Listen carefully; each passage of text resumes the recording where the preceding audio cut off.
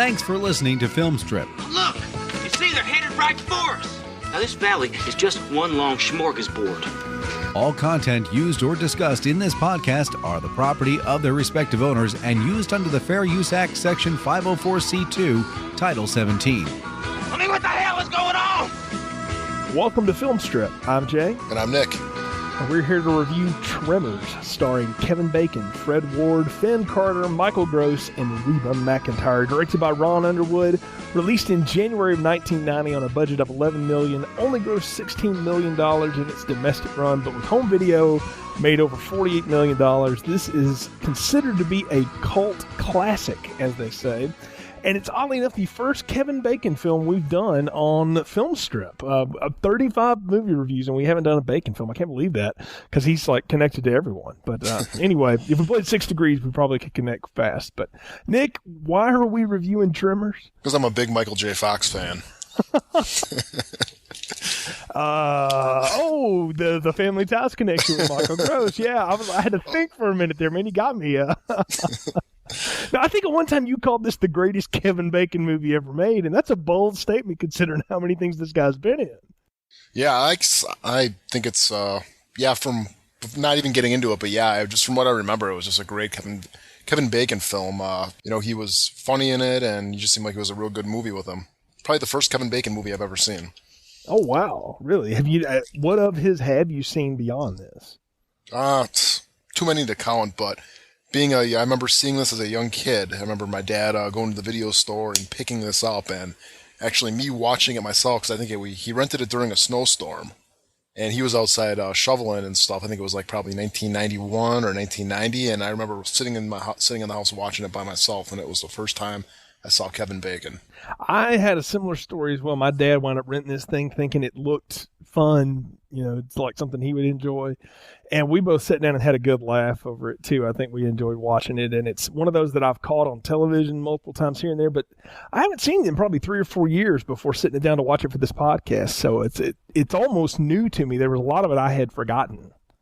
Yeah, same here. It's probably been about 3 or 4 years. I mean, I've seen bits and pieces here and there on like Sci-Fi or USA and stuff, but it's probably been the first time, probably about 5 years, I've actually sat down and watched it from beginning to end. Now, we should tell people from the upfront, we're not going to do the myriad of sequels nor the television show that's connected to this. There was a lot of other stuff that came out post this film. This is kind of a one-shot deal with Tremors and us. We're not going to get leprechauned into this one, but should be a fun one to do. So that we wanted to put it on the table. It's a good, this one, like I said, it doesn't really have a time period. They don't really get into like what time of the year it is. I mean, you could figure out it's maybe summer or something, but it's not particularly any one time or another. And so we've thought this would be a good one to put on our spring smorgasbord here at Film Strip for everybody. Yeah, kind of maybe go with the spring romance, because it is a romance movie. Yes, there is a romance in it, and we will get to that. So why don't we roll here for the plot summary, though, Nick? So, Tremors is the story of these 2 handymen, Val and Earl, played by Bacon and Ward, respectively, in a small desert community called Perfection. And they stumble upon several difficult-to-explain phenomena of people who have died under really strange, grisly circumstances. They also meet a geologist grad student, Rhonda, who is studying unexplained seismic activity in the area. And eventually they and a handful of their neighbors find the cause. Gigantic prehistoric worm-like creatures that streak under the desert the way fish swim through the ocean and reach up and grab you like a shark. Earl and Val inadvertently kill one of these monsters when it rams into a concrete drainage ditch, and several other attacks from the remaining 3 follow and kill multiple people in the town until a small group is left, including the 2 handymen, Rhonda, the geologist, Miguel, a Hispanic man, a punk teenager named Melvin, and a mother and her daughter. A nearby survivalist couple, Bert and Heather, played by Family Ties' Michael Gross and country music star Reba McEntire, who are armed and ready for combat, take out another one of the creatures by shooting it full of hundreds, and I mean hundreds of rounds of ammo after it breaks into their bomb shelter. Broke into the wrong damn rec room, didn't you, you bastard? So cut off from the outside world, this ragtag group of survivors must figure out how to get across the desert alive while these creatures close in on them like big sharks swimming around prey. Earl and Val eventually get everyone on a tractor pulling a trailer, but before they can all escape, the creatures dig a trap for them, sending them scurrying for nearby rocks. Determined not to die, they devise a plan to fish with some of Bert's homemade bombs, and they kill one of the creatures. However, the last one is smarter and doesn't fall for the bomb. Stranded, standing in the desert with only one bomb left and the creature a few feet away, Val takes off running for a cliff, throws a bomb which misses the creature but explodes, causing it to move faster, and therefore unable to stop from burrowing through the canyon wall and falling to its gory death on the rocks below.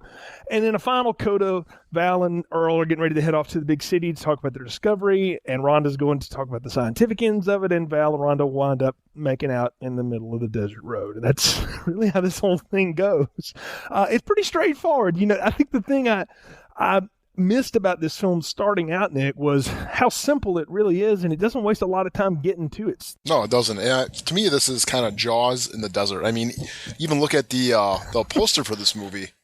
It's Jaws. Oh, totally. Yeah. I mean, totally. But it's just like Jaws. The movie is just pitch perfect in every way. I mean, the tone of the movie, it's funny yet serious. I mean, it gets that divide perfectly. And it doesn't miss a beat. I mean, it's just perfectly paced from beginning to end. Yeah, that is. I will compliment the director in this, not working with a lot of a budget and really with character actors. Kevin Bacon is a good actor, but he's always best when he's playing a character. When he can play somebody that can either be really uptight or really quirky and funny.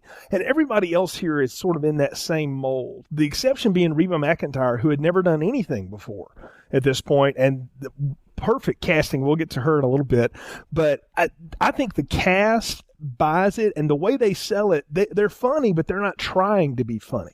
They're funny in spite of the fact that most of what they're talking about is pretty dark and kind of heavy, but a lot of it is played for laughs. You say it's Jaws in the desert. It's more like Jaws 3, which is, if you watch it as a bit of a comedy, is much more enjoyable film experience than watching it as a shark terror movie. True, but let's get into the characters. If the two main characters are Val and Earl, what did you think of them? Oh, man, I love them. One thing, they had a lot of chemistry together. Now, you say you watched this for Kevin Bacon. You like Bacon, think he's great in it. I think he's good in it, too. But I'm going to tell you, the guy that carries the film for me is Earl. Fred Ward is one of those guys I've seen pop in and out of different movies through the years, and I've always liked him. There's just something about him that he reminds me of some of the men I grew up around in the South. Just these good old boys that could kind of do anything and real down to earth, and just the way he talks, and he's just got a great delivery. And the way that they are together, the chemistry they have together, is the most compelling relationship in the whole film. I think really Val and Earl, I know this movie was scripted before the casting, but really when you look at them, the characters they play are just really amped up versions of actually who they are. I mean, if you ever seen like an interview with Fred Ward, or obviously people know Kevin Bacon, I mean, these characters are them. Kevin Bacon being the kind of like sexed up, loud talking guy, and Earl being kind of like the, like you saying, the southern good old boy who's kind of like the guy you would like to have over for a football game and a guy you'd like to have in a fight with you. I mean, they're both just, the casting of them is just perfect. And I like the fact that the first few minutes of this movie are really all about them, and the fact that they're these kind of roaming handymen that don't work for anybody but themselves, and they kind of make the rounds doing stuff, and they have a bad day working with the septic pump, and that convinces them it's time to go to Bigsby, which now I didn't know until I looked it up. This movie is supposed to be set in Nevada. The scenery is beautiful. I mean, we open up and it's Val taking a leak outside as these guys have been sleeping in the truck out in the desert all night. This is beautiful scenery, and the first thing he does is he wakes Earl up by yelling at him that there's a stampede coming. And of course it freaks Earl out, and you automatically get that these guys are like best buddies. They're businessmen together. They've done everything together. And that, to me, builds that camaraderie immediately, and the actors really sold it. We've done some buddy films. You and I have talked about the different groups in the movies we've done.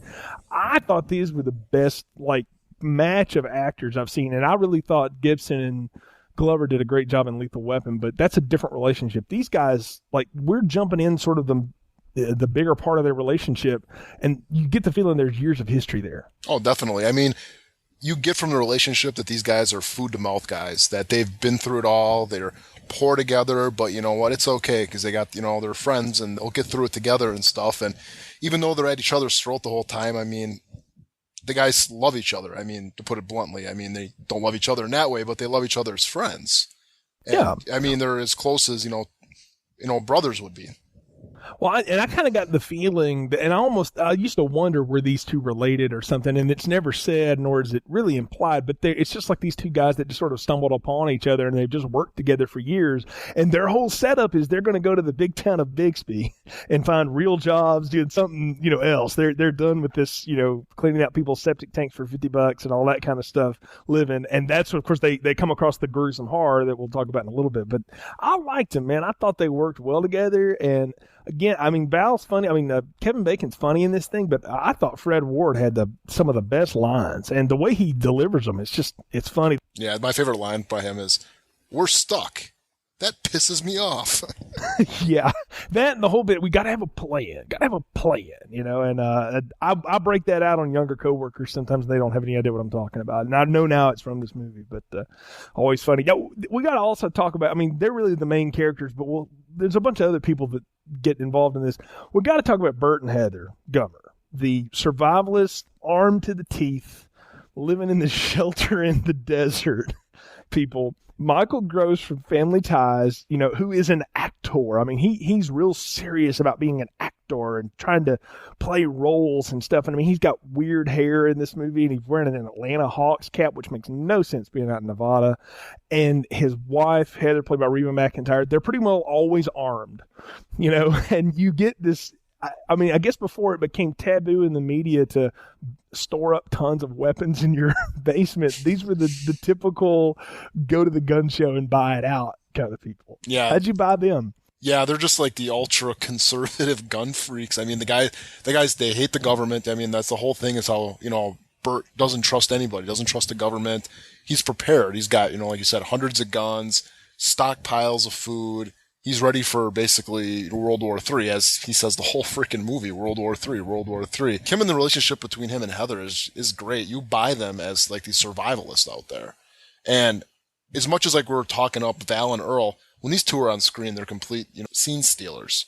They captivate you, and they're just really great characters. And, later in the movie when they have that big, huge gunfight, I mean, probably the only gunfight I think rivals that is probably Predator. I'm not a big gun fan, but even I was just like, holy crap, this is awesome. And when he pulls out that 8-gauge elephant gun, man, that is just like a freaking, fist pumping moment. It's just spectacular. I mean, he makes his own bombs, I mean, this guy would be on the FBI watch list nowadays. And what's funny to me about him is this is in, the set in modern days. It's 1990 or whatever, right? Mm-hmm. The Cold War is over. But this guy's still waiting for the Ruskies to come and bomb us, which I find hilarious that he still is he's that bought into that conspiracy or that theory, which that wasn't really a conspiracy. There was a time when we were really afraid that was going to happen, but he's about 20 years behind it, which I found really funny. But I'm with you. I love their chemistry together. And for someone who at the time had not done any acting other than the few music videos she had done, Reba McEntire is fantastic in this. And I mean, I'm not a big fan of her TV show and stuff, but I have a wife and have watched it with her, and she's not bad in it. She's naturally kind of a funny person. She has a real funny personality. She's got a real dry wit, and I kind of bought her as this Annie Oakley shooting woman. I mean, that's just who she played, and she doesn't have a ton of lines, but she's funny in all of them, and you buy it. I mean, you really, those are your two couples that kind of bound the whole film, and I think because those actors all brought something to the table that's different, you got a real neat mix of people, and it makes it going along for the ride a little easier. Maybe this is a little bit too much, but I almost kind of picture them as like Lucy and Desi of the super conservative Lucy and Desi. I mean, it's just like her just like banter with him, and it's great. Then Bert, I mean, this whole movie is so quotable. I got a cannon fuse. What do you have a cannon fuse for? My cannon. Yeah, exactly. There's lots of funny moments in this, and they both get it. Michael Gross is a guy that I've seen in a lot of TV movies and stuff. I've seen him in a couple of feature films and never really thought much of him. I thought he was good on Family Ties. I always liked him. And again, having listened to a lot of interviews with him and stuff, he's a real serious actor and all this. And I can just see him taking this role and just owning it. Because he's got that 50s greased duckbill haircut in one scene. And I mean, he's totally believable. This is a guy that if you watch Family Ties, you would never think of, Alex Keaton's dad as the pistol-packing Rush Limbaugh fan, but that's who he is in this movie. I know, and it's like when I first saw it too. I mean, I was a big Family Ties fan growing up, and seeing the dad who was worked at PBS. Yeah, like big liberal, ex-hippie. Yeah, that's what he was, and now he's like playing the exact opposite of the coin of being, the right-wing gun nut and stuff. It's just, but he owns both roles. I mean, he's a fantastic actor. I'm surprised we actually don't see him in a lot more stuff, but I think his medium is really stage and television. Those are the things he likes to do. And I've seen him in television movies where he's played like the evil stepfather or something, that kind of thing. And he's actually really good at it. The guy is a chameleon as far as his roles go, and he can own them. So, in that way, he's a lot like Bacon. Kevin Bacon, to me, plays different people all the time. And he can pull it off because he's got such range. As we're like Fred Ward and Reba McEntire always play the same kind of person. And they work in that role. And that's why I like it. And then, the rest of the townspeople are interesting enough that some of them are there clearly just for body count, but some of them have a little bit of character to them that I liked. I liked Walter, the guy that owns the store / only restaurant in town that's always trying to make a buck. He was funny to me. The Miguel guy who looks like just another, hard worker. He was a good guy. I liked Melvin, the smart aleck kid. I mean, I was that kind of teenager. I thought that was hilarious. And when Bert gives him the gun to make him run and it's not loaded, I mean, that's kind of crap my dad would have done. I thought that was hilarious. So I liked the townspeople for the most part, but I was also glad we didn't focus on them that much. A lot of these movies will spend too much time on everybody else except who we should be spending time on. And had our leads not been so good, they may have, but I think the director knew that the leads were so good in this, we had to put the camera on them. But even the townspeople, I mean, it's such as like they're such secondary characters, but they're good characters. I mean, some of them are, body count and everything, but you can almost, those characters, like from your own life. I mean, you got the mom and the daughter who seem like, probably it's a single mom raising her kid. You got like the guy living in the trailer. You got the store owner and stuff, just how he's always trying to make $1. He's, trying to haggle off the dead worm that's on the truck. Yeah. Going back and forth, $20, $15, and then he's charging the guys for pictures with it, And then Melvin too. He's just, you say you like Melvin. I hated Melvin, but I hated him. It's not like I didn't want his character there. I'm glad his character was in the movie. But it's like I hated the character, and I think you're kind of, you're supposed to hate the character because he was just a punk ass kid, Exactly. But that's the point. Is you're supposed to think of him as the typical smart aleck kid, and that's what he plays, and he plays it well. I mean, that's what good casting. That's how that worked. We got to talk about the geologist grad student, Nick Rhonda. Now, I've seen Finn Carter in exactly one other movie. And it was called How I Got Into College or something like that with Anthony Edwards back when he had hair before he played Goose in Top Gun. If you want to bother to go watch that, you can. Laura Flynn Boyle's in it when she was really, really young. But she played like an admissions counselor. So I barely recognized her in this because she has longer hair now. You know what? I bought her as a student because they could have done the central casting thing of let's get some hot woman to play a scientist. And that would have been a mistake. And I'm not saying Finn Carter's not, pretty in her own right, but she looks like a science student. Yeah, definitely. I think I love the first scene with her when Kevin Bacon, or actually called Val, was driving up there, and he's like, he sees it's a woman, and he's spouting off all his traits that he wants, blonde hair, you will have green eyes, legs that keep on going, world-class breasts, and then all of a sudden it's her. She's a good-looking woman, but she's not that. She's not the bimbo that he was looking for. And exactly. This, you see her, she's got the working boots on, she's got the flannel shirt on, and then she's got the goop on her nose. It's a great introduction. And I liked her. I thought she again was believable, spouting off all this scientific exposition. She's the one that kind of brings the science know-how, which basically knows nothing about the creatures to this, but it's her seismographs that are kind of a clue. Mm-hmm. You're seeing shots of those things multiple times early in the movie, and when they start tripping is when one of the attacks is about to happen. And those sort of become useless as you go later, but I like the fact that they gave it, for a lot of the time, she's teamed up with Val and Earl. And it was a good balance between them, especially when they get stuck on the rocks that one time and she's like, hey, I know what to do. And they're sitting there arguing and she figures out how to pole vault off of it. I'm like, that's exactly what she should have done. She's not the damsel in distress, which I happen to like. I'm glad she wasn't playing that role. No, she takes action throughout the whole movie. I mean, you think about like her, she's the one that's driving the truck, driving it with one hand on the gas pedal and one hand on the steering wheel. She's the one that, when Val was in trouble later in the movie, kicks out the water spout on the water container to get the graboid's attention. I mean, she's really just like a kind of a go-getter type character on there. She's not, like you're saying, like the typical damsel in distress. But also, like you're talking about with seismograph type things on the ground.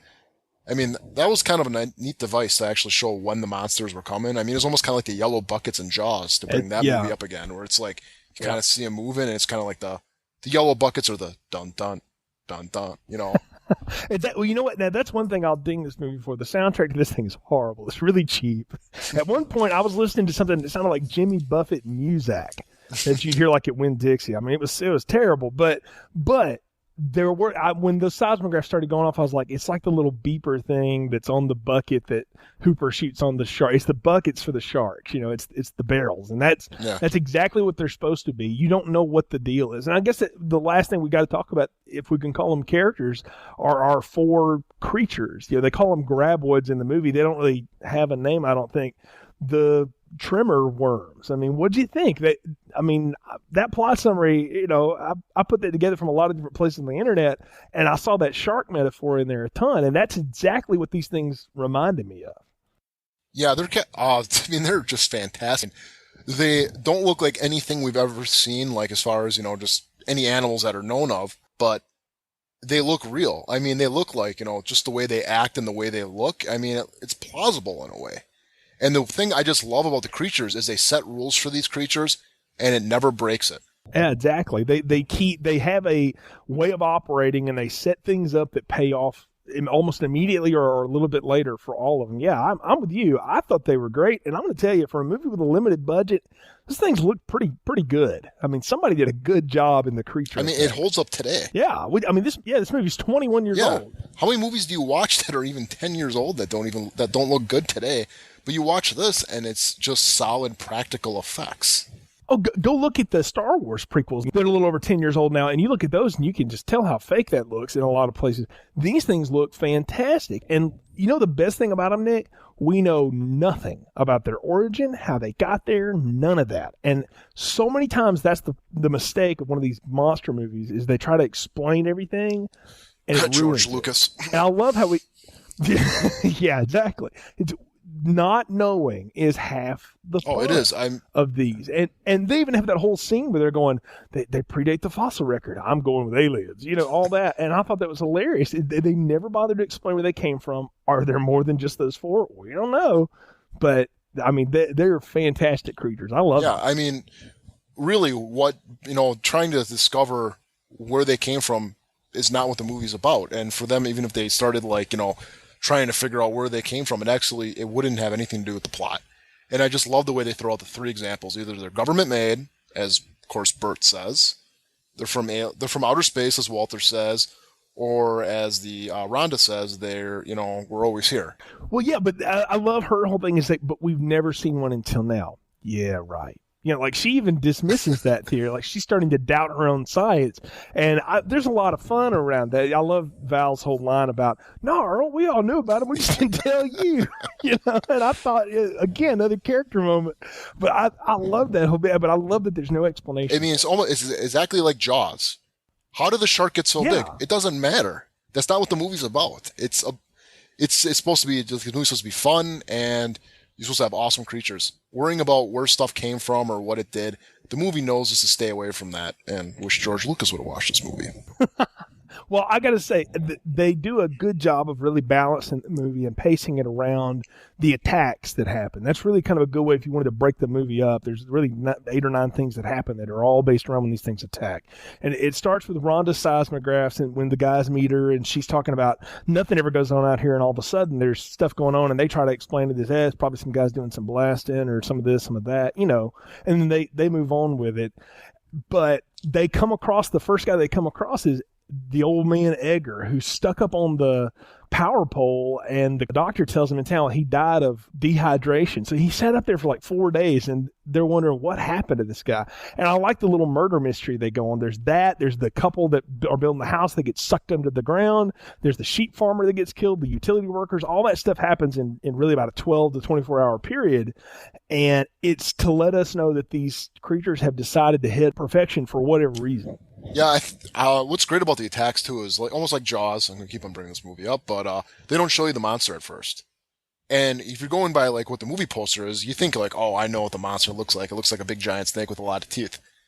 And they play on that throughout the movie because they find the snake on the car or on the truck, and then later after when Val or Earl are on the horses, all of a sudden it shows up and they're like, there must be a million of them underneath the ground, and then it comes up, nope, just one. They don't really reveal the thing until you get Rhonda, Val, and Earl, and it's really Val and Earl who are running through the desert. And they're running away from one of these things after it's attacked their vehicle. And they try to jump over this concrete, it looks like an irrigation ravine or something. And of course they miss the jump. And after saying, no, we can make it. And they can't make it. And then the thing slams head on into the wall, and that's how it kills it. And they dig it out and, start figuring out how to winch it up. But I like that was finally the reveal. We're 40 minutes into this thing and we finally get to see the monster. And I thought that was a smart way of doing it. You wouldn't want to reveal one when it's doing the attack. You reveal it when it's been compromised. So you don't really know what it looks like. You just know what it kind of looked like before it got killed. And even then, you kind of know what the face looks like, but you really you still don't ever understand what these things look like until the very end when you see it kind of go out of the side of the cliff. But I even loved like Val and Earl's exchange right there. It's like, he knocked himself cold. Yeah, and then the whole bit about, okay, got to get it up on a truck. No, I don't want to winch it, tear it all up. They're planning how they're going to haul the thing into town for whatever reason. These are guys that they have the underpants gnomes economics policy. Steal underpants, part 3, make profit. The middle, that's still graboid, not really sure what to do with it, Yep. And then that's when Rhonda breaks out all the seismographs. It's like, guys, there's at least 3 others of these, and she shows them the plots, and that's when they realize everybody back in town, well, we got to go back to Walters, because they've already been there. And I like that. I like that element of it all. It was really cool. Mm-hmm.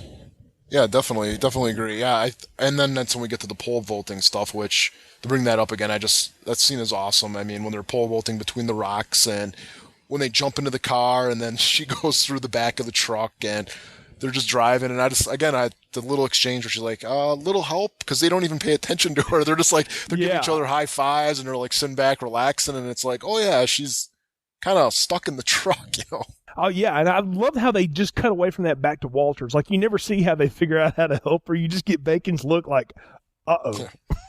And then that somehow they make it back to Walters and they're sitting there trying to explain these things, or they're going through all this stuff. And I thought that was a great scene. I mean, it's good exposition, but it's also a way to set up that the town's been cut off, because at that point the road's out, the power lines have been cut, the phone lines are down, so they're really stranded out in the middle of nowhere. And I think that has to work. I mean, that in every monster movie, the best thing is to try to trap everybody in a small space. You and I are both big fans of the movie Alien, and that whole thing is really about a haunted house in space, right? There's nowhere to go. Mm-hmm. It's just this small ship. And I like how, even though they got a whole town here, it's a small town, and they really can't go on the ground because these things sense movement. They don't have smell or sight. They work totally off of sensing movement. So again, the shark metaphor works, that sonar bit. Yep. Yeah. Right when they get back to perfection, back to the town. I mean, it's again just like Jaws. Right when the Quint goes and completely destroys, the communications, and they're stranded. I mean, you almost start getting that dread where it's like, they're coming. What are they going to do? Yeah, and I mean, it's even, it's Val who rips that map off the wall and says, look, they are coming right here for us. I mean, I remember that from the trailer for this movie and thinking played a lot more seriously in the trailer than he does it there, but he's really dead serious that we have got to do something because these things are coming right for us. We know they're talking about it, and of course everybody in town's, they're still not getting what these are. And the one guy's like, oh, I'll hit it with a pickaxe, and he's like, you don't understand, underneath the ground it's going to come up and get you.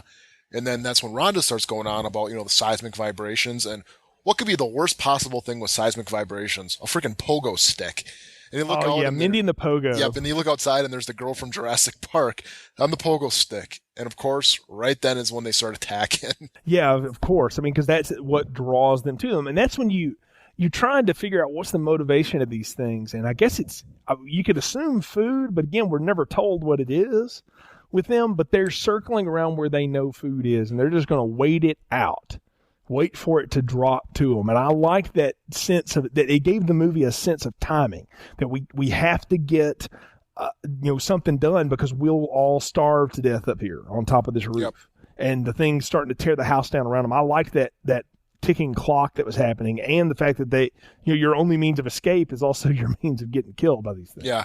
No, I think it's great when they're on top of the roof and stuff, and then they're trying to figure out what the hell they're going to do, and then the thing's like taking out the foundation of the building.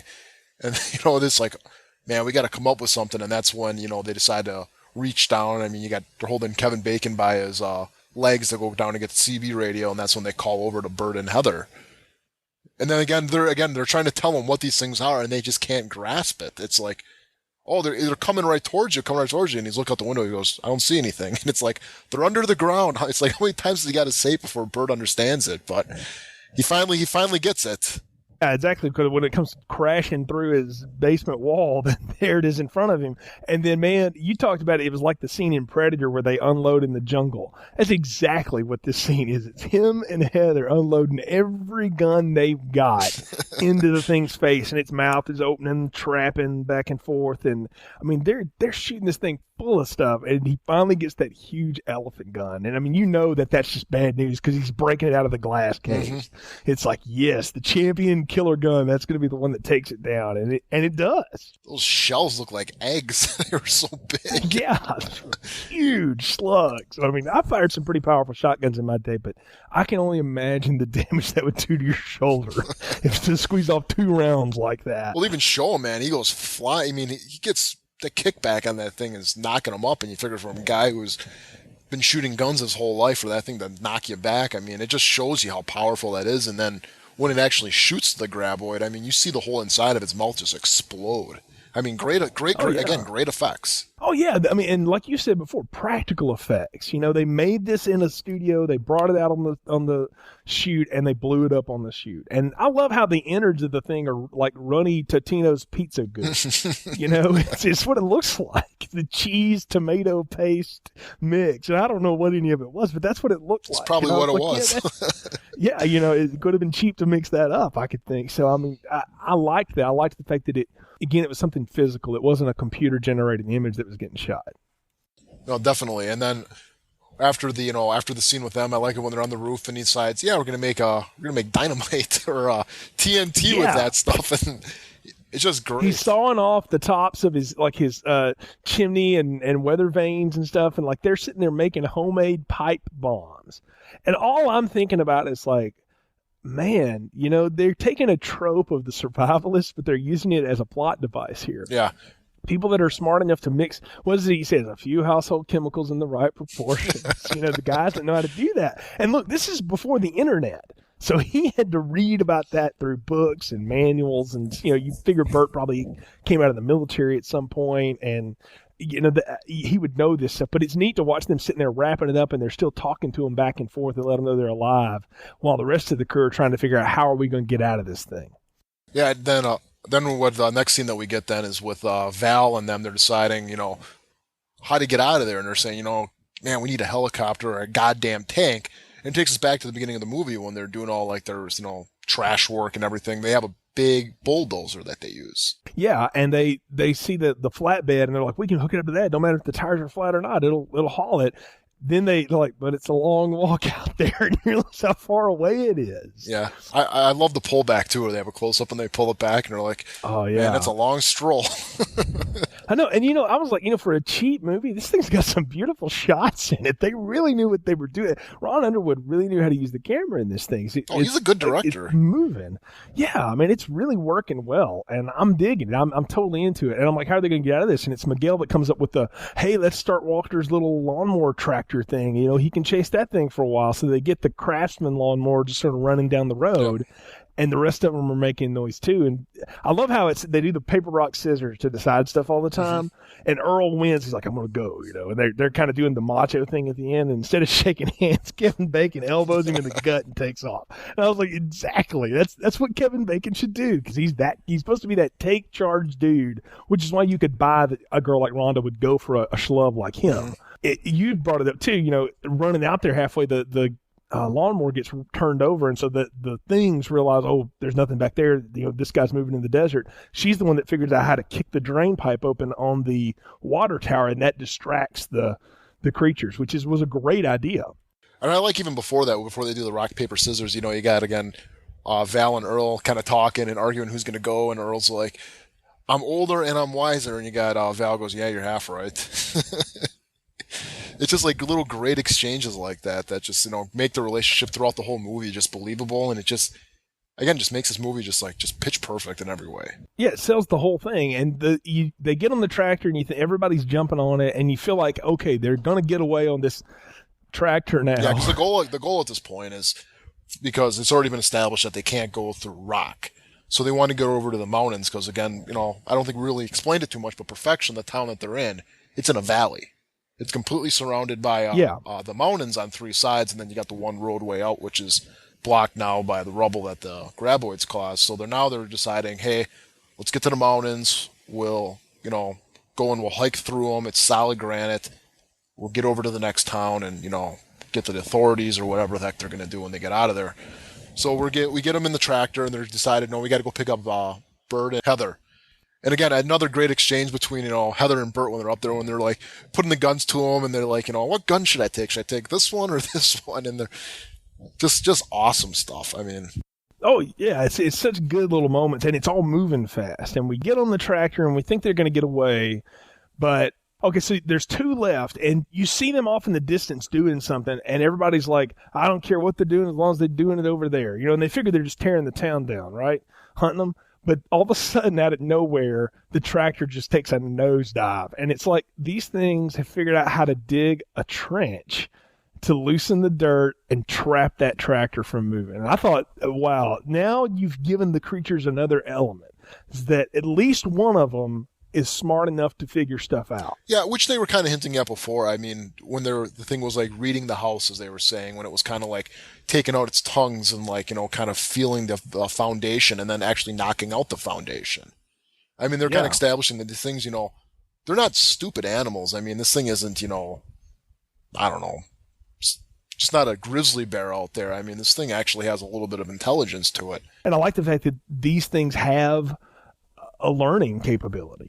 And they're able to figure stuff out, and that's really smart. It's just a little stuff, like you say. You could just look at that thing as it's just feeling around for somebody on the porch, but you're right. What it's doing is feeling, where's the foundation? Oh, it's this one, and then it yanks it out. And I love that. It makes the monster movie so much more enjoyable when you don't have to completely dismiss and go with the conceit of, okay, it's a monster that's going to eat us all. But it also, like I was saying in the beginning, is they set the rules for these monsters. And even though, it set a trap for it in the end, it's not like it's completely out of left field here. I mean, they were setting it up the whole time that at least one of them, I think, we're going to call him Stumpy, was, kind of the leader, kind of, the smart one of the group. And he was the one that probably, was the one that decided to build a trench underneath there. And the other one was way out in the distance, getting their direction, getting their attention, saying, well, he'll stay over there. We're going to stay over here. Well, that was the plan. It set the other one over there so they would stay away from it, or, keep staying away from it, so they keep on going on the path. And then after, when the bulldozer ends up going in, they decide, hey, we got to make run for the rocks over there, because they stay in that trailer that they're dragging. They're dead meat. That thing's going to tear it out beneath them. Exactly. They wind up on the rocks, and again, they're trapped on the rocks. And this whole, Bert goes into this whole bit about, it's the starvation. It's coming. He's such a defeatist, and he's like, I'll tell you what I'm going to do. Comes down to that. I'm walking out there with one of these things. He's holding one of the bombs lit and just letting them take me down while it's going. Yep. And that gives Earl the idea of, I wonder if we can get one of them's attention and throw it at it and see if it'll eat it. And he does the whole lasso bit. I thought that was a cool setup. Yep. And again, just like with Jaws, they're throwing chum out there with throwing the rocks, trying to get its attention, trying to get it where it needs to. And, of course, you get Earl doing it first, and he throws it out there and he's kind of walking it back. And the first one, the dumb one, takes it down, and man, do you get a cool effect there with it all exploding and the guts landing all over him, and it's done in such a great way where it's serious yet it's so funny. They got the guts on them and they're smacking their hands down and all things coming off of them. Oh yeah, well the funny thing is Melvin's laying there in the rock like, yeah, and he just gets covered in. He's like, thanks, Which I mean, again, it's one of those funny moments that is that levity to the whole story that really works. And they tried again, but the last one, Stumpy, the one who's had a tongue ripped off on the truck earlier, the one that Walter was trying to take pictures with, takes the bait, but then spits it back at him, and this look on everybody's face is like, oh, but Bacon's got another one in his hand, but the thing lands, of course, right on the back of the other one. So everybody sends running, and huge explosion, of course, And I love it. Then next, as soon as the dust clears and everything, and everybody's back on the rocks, and they look, and of course, our three main characters, Rhonda, Earl, and Val, are a country mile off the rocks, and they're like, "What are you guys doing out there?" I'm like, how did y'all get that far away? But it's almost like those three are in a Mexican standoff with the last grapple, because they're all standing there, and Val and Earl look at each other like, okay, what are we going to do? And the thing comes right up in front of them. They think they can throw it off, and it doesn't work. And Val's like, no, this one ain't dumb. He's figured it out too, that this one knows what it's doing. And so he comes up. I mean, I love how he comes up with the plan. They're like, okay, what are we going to do? He's like, I'm going to go for it. He's like, go for what? And he just takes off running. I got myself a plan. It was hilarious. But all that was set up earlier because when they threw one of the bombs, it sent the two of them running real fast. I love how that is set. Again, it's one of those setup and payoffs. And he's running, and Earl's running beside him, and Rhonda realizes I've got the cigarette lighter for some reason, and she runs after him, and they get at the end of the cliff there, and he tears off the fuse and lights it, throws it. I mean, how did you like the whole ending? Because I thought at first, I was like, he's going to throw this thing, it's going to jump up, grab it, and explode. But his plan's actually smarter than that. Oh, yeah. I mean, again, it's almost like Jaws. The thing's coming right at him, and he's got one shot left to do it. And he does it. I mean, he just, throws it behind it. He knows what's going to happen. And like in Jaws, they set it up before. Those tanks will explode. And here, they set it up before. You throw it, the sound of it's going to scare it away because those things have such acute senses. That loud explosion is going to send that thing, just like them on the rocks, going to send them way the hell off of there fast. And I think it's great, too. I mean, you get his look on his face. Everybody kind of goes aside. You get that heroic moment where it's coming right at him. You got the music blaring, and he jumps right at the last second. I mean, to get out of the way. Even though at that point, I don't think he even had to stand in front of them because it was going full blast no matter if he was there or there was nothing there. And that's the thing that they know that it doesn't know is that there's an end to this dirt you're crawling through. And the thing, of course, goes through it. And I mean, in just the big, gory death, falls on the rocks and crushes. Now, the funny part to me is everybody who's like 200 yards away on the rocks is cheering. How do they know what even happened? So I was like, hey, that seems a little weird. Did y'all get to see this? I mean, how did y'all know? But you give the movie that because that's what you want. That's the big cheering moment at the end. And you want to love it. I mean, it's such a good ending, and it's the whole. It pays off that whole bit. He woke up Earl by saying, "It's a stampede, right?" And he just looks at him and says, "Well, I just kind of thought stampede." Then you get the little coda ending where they're all, they're still packing up, ready to go, and Rhonda's going to go her way. And of course, Earl the whole time has been like, "Dude, you need to drop this list you've got and just." Be more realistic. And I love how at the end of it, he just walks up to her and is like, and it just grabs her and kisses her. And I was like, yeah, that's how you want these movies to end. These 60s and 50s B-monster movies always ended with the guy grabbing the dame and kissing her. Yeah, just a perfect ending too. And it's, like the whole thing too is before they're talking about like the get rich quick schemes and stuff. And, Val's like, People Magazine. And then, Earl's like, forget that, National Geographic. And sure enough, at the end, you're going to be a National Geographic with the find. Yeah, no, I love Val's whole bit about we can make it in People Magazine. People? Man, I was like, wow. But, back when people did stuff besides the Kardashian pregnancies, they did have some interesting stories in it. So, yeah, I loved it. I mean, it's a short film, but it's a good ride. And it ends in a pretty satisfying way. And it is. Then they kick up a Reba McEntire song just out of nowhere. I'm like, that must have been in her contract. Like, well, I'll do this stupid thing, but you got to let one of my tunes be the end credits.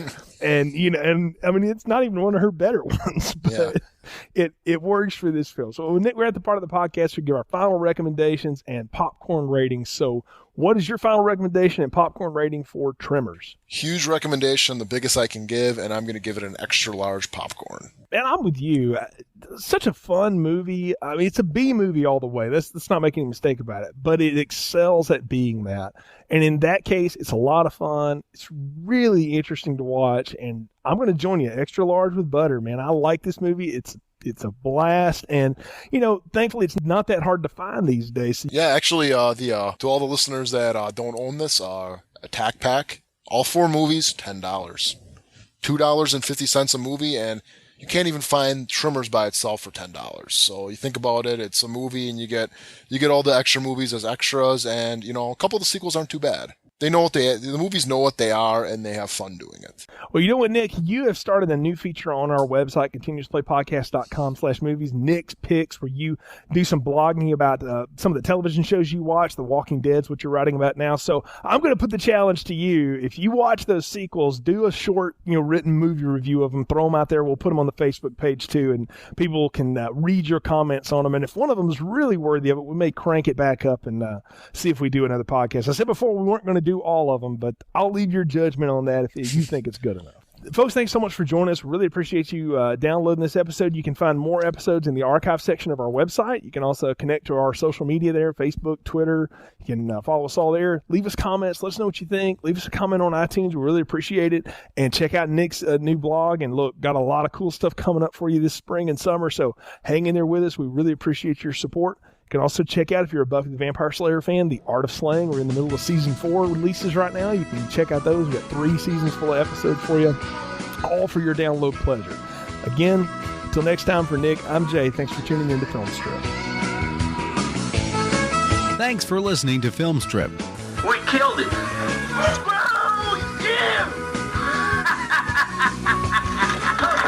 Visit our website, continuousplaypodcast.com, for more reviews and episodes. Catch you later, Chang. You gotta schedule the key. Oh, yeah. See, we plan ahead. That way we don't do anything right now. Earl, explain it to me. All content used or discussed in this podcast are the property of their respective owners and used under the Fair Use Act, Section 504C2, Title 17.